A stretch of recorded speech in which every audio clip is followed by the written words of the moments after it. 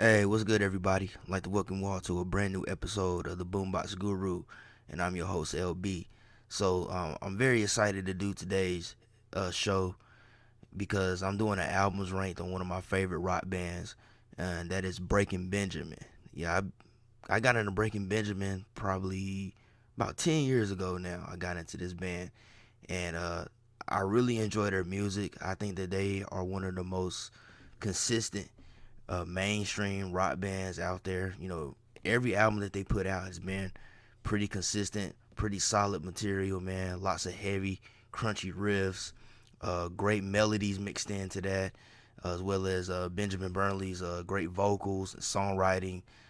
They don't have a bad album in their discography, man. I had a lot of fun going back and revisiting these albums, re-listening to them. It was fun, but it was also a little difficult because, like I said, they have such a solid discography. As I went back and did so many re-listens, man, my rankings kept changing. But I think finally I have my official ranking of Breaking Benjamin's album. So, without further ado, let's get into this episode of Breaking Benjamin albums rank. Coming in at number 6, and I might ruffle some feathers with this because most people seem to think that this release is their most mature album, and I know a lot of people have ranked it high, but I decided to rank Dear Agony at number 6.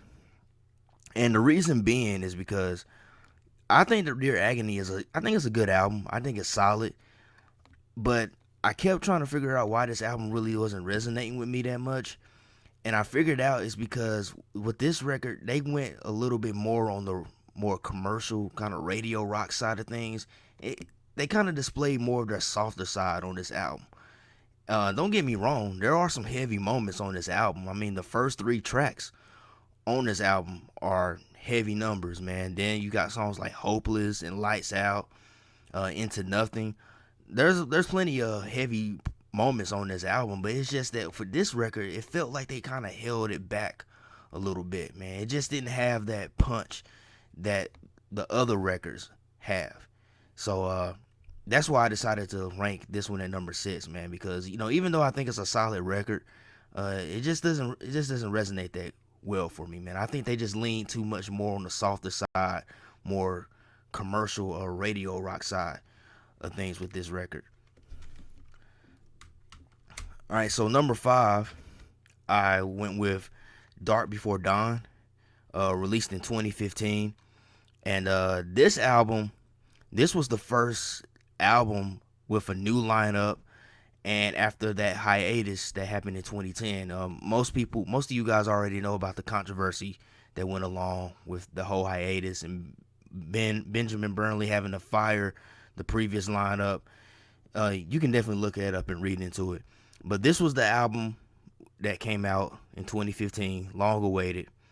And I think Dark Before Dawn is a really great album. I like it a bit more better than Dear Agony. They definitely went back more in a heavier direction with this record. So those crunchy, heavy riffs are back into play. And majority of the songs on this album are some heavy numbers. Even the more slower ballad type songs they may be slow, but they're not soft. They're definitely heavy and they pack a punch. The only song on this album I'm not too crazy about is Ashes of Eden, because they went into this more kind of sci-fi, kind of space adventure type vibe, which I felt really broke up and really kind of messed up the momentum of the album, so to speak. But the reason why I ranked it at number 5, though, is that even though I think this is a solid record, and I really enjoy the fact that they went back to the more heavier side of things, it tends to kind of sound all the same, if you understand what I'm coming from. Most of the songs, just after a while, they all just kind of sound the same. They all kind of start out with the same kind of formula and structure, and they start to kind of run together in some form or fashion, man. And I think that the band kind of played it a little safe with this record because it was the first album in like 5-6 years, and it was a new lineup. So I kind of look at it as maybe Benjamin was trying to play it safe with this new lineup, maybe testing the waters.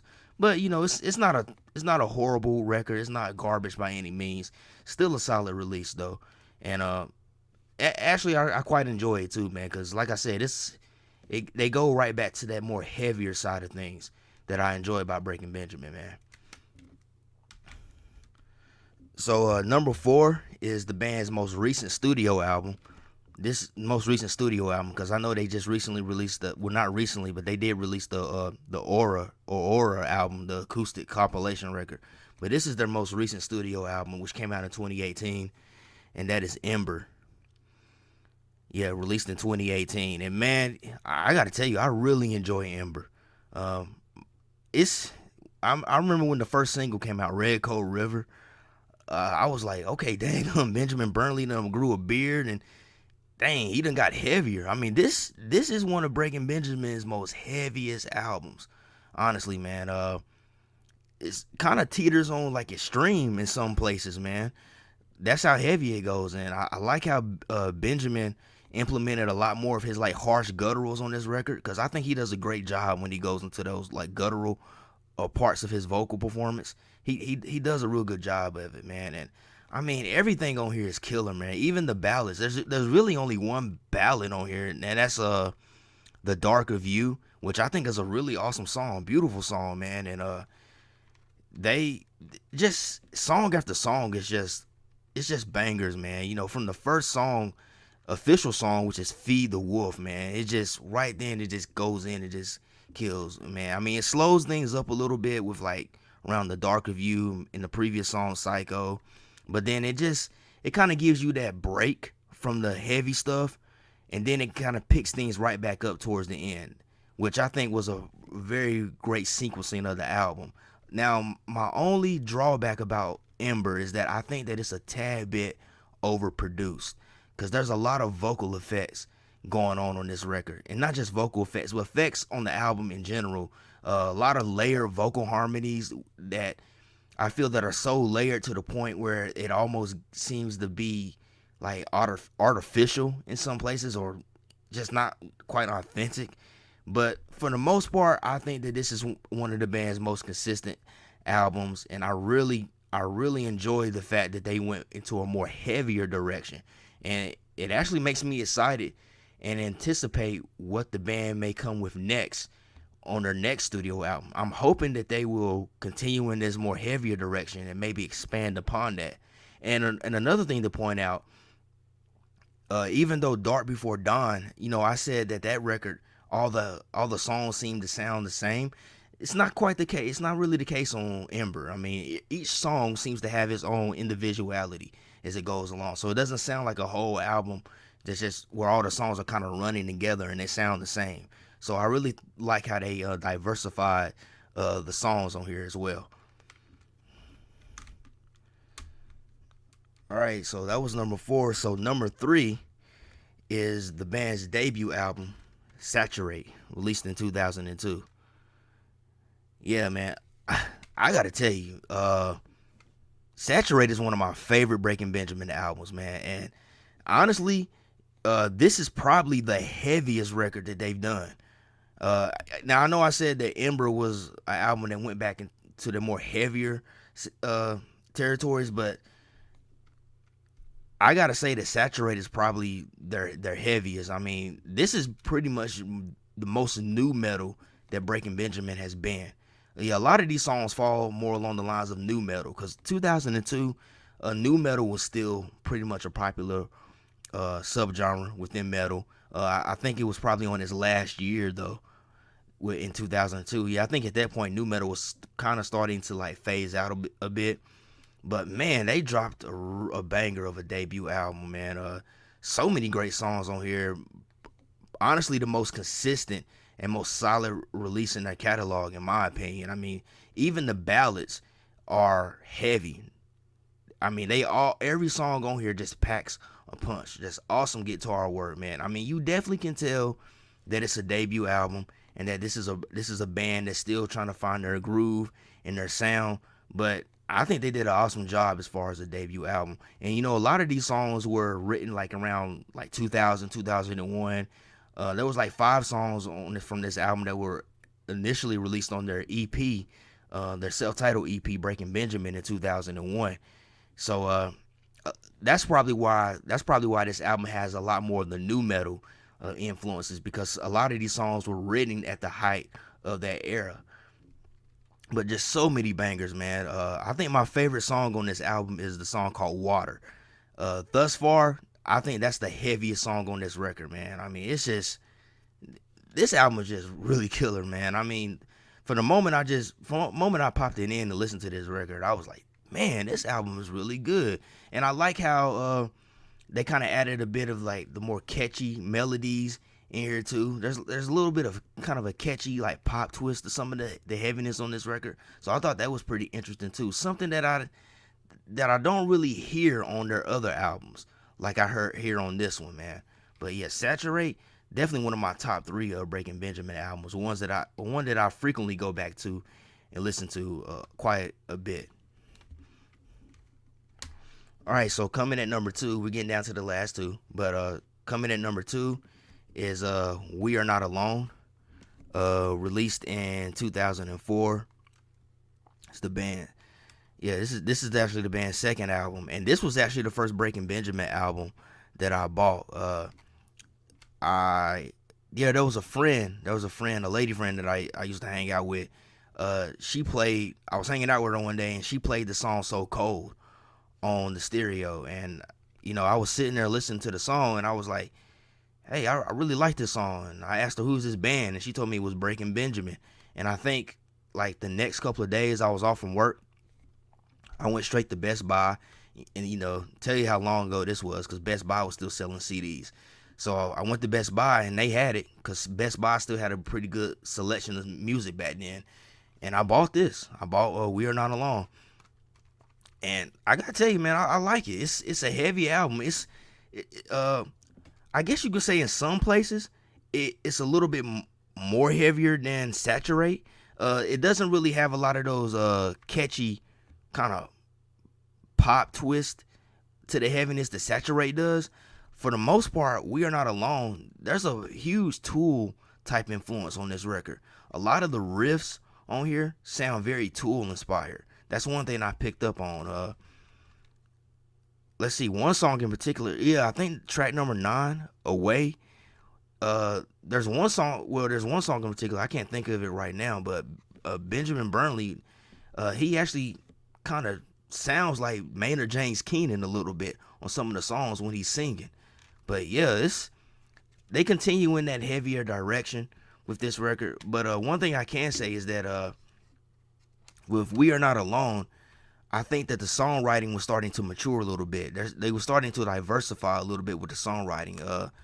There's a little bit more melodies coming in, and as far as like the more softer songs, I mean, Follow, I think is an excellent ballad. It's one of the most interesting ballads I think that Breaking Benjamin ever recorded, man. And of course, Rain was on here. There's 2 versions of Rain on this album. This version, the 2004 version, and then the 2005 version. Rain's a pretty cool song. I wouldn't necessarily call it my favorite Breaking Benjamin ballad, but it's just so many heavy tracks on here. Of course, So Cold, which was the big hit from this record. Simple Design is a favorite of mine. Let's see, Break My Fall. What else? Breakdown, Away. So many heavy bangers on this record, man. And I just really like the kind of the very toolish riffs that they implemented on this record, man. It was just a really dope record, man. And one of my personal favorites, man. I mean, I might be a bit biased because this was the first Breaking Benjamin album that I bought, and it's what really got me into the band. But I really enjoyed this record. One of my many favorites, one that I frequently go back to. So finally, we get to my number 1, and for most of you, it's probably obvious what my number 1 is. So I'm not gonna waste any time. We're gonna get right to it. So my number 1 is Phobia, released in 2006. Yeah, man, and yeah, I've seen Phobia being ranked high on a lot of other people's lists when it comes to ranking Breaking Benjamin's albums. My personal opinion is that I think that Phobia is probably their most complete record. That's just my honest opinion, man. They they managed to take a lot of the heaviness from the early records, and they continue to mature with the songwriting by adding in a little bit more of the softer side of the band, but they're still keeping it heavy. They just do a really good job at balancing out the heaviness with the softness, man. And just so many wonderful tracks on here. I know The Diary of Jane is the huge hit from this record. I know that's what this album is mainly known for, but aside from that, man, just so many great songs on here. You know, track number 4 called You, that's one of my favorite Breaking Benjamin ballads, man. It's a slow, softer song, but it's heavy. I mean, I just really enjoy like those crunchy riffs when they come in. Evil Angel, arguably one of the heaviest Breaking Benjamin songs. Topless, another heavy banger. You Fight Me, which is technically the last song on here if you don't count the outro. I really like the interesting take that they took with that record, because it kind of starts out as sort of like an industrial rock type song, and then it goes into a more heavy rocker. But I really like the interesting take that they did with that record, man. Had Enough is a good one. Dance with the Devil, Until the End. I mean, every song on here is just wonderful. I don't really think there's one song on this album that I skip. I think I listen to this album pretty much all the way through whenever I put it on. That's just how good it is, man. It's just a great combination of everything that the band had worked up to at this point. And I think that this was really where the band found their niche and really got into the groove of their sound, because they did such a great job. And you could say stylistically that it's a continuation of the more heavier approach that they took with Saturate and We Are Not Alone, especially We Are Not Alone. But the only difference is you don't really get the Tool and the kind of Tool-esque riffs that We Are Not Alone had. At this point, I think that Breaking Benjamin really had found their niche and their style and how they wanted to go. But I really enjoy Phobia a lot, man. I really think that this is their most complete record. It's just such a great blend of everything that they had worked up to at that point, man. So I really enjoyed this record. I found when I was listening to these records, when I was going back and listening to these CDs to prepare for this video, this was the one that I really kept going back to the most. So I have to say this is my favorite Breaking Benjamin album right here. It's just a great blend of everything that they had worked up to at that point. Alright, so that's it for this video. Me ranking my Breaking Benjamin albums. Hope you guys enjoyed this video. And if you're a Breaking Benjamin fan and you're watching this video, leave a comment and let me know how you would rank your albums. What's your personal ranking of these albums? And please remember, people, that this is just my personal preference. What I'm saying is not fact. Music is subjective, so everybody has their own preferences when it comes to this. But yeah, please leave a comment and let me know what your particular ranking of Breaking Benjamin's albums would be, because I'm definitely interested in see what everybody else's opinions are about this. And I hope you guys enjoyed the video. Be sure to hit the thumbs up and like the video, because it helps give my videos more exposure.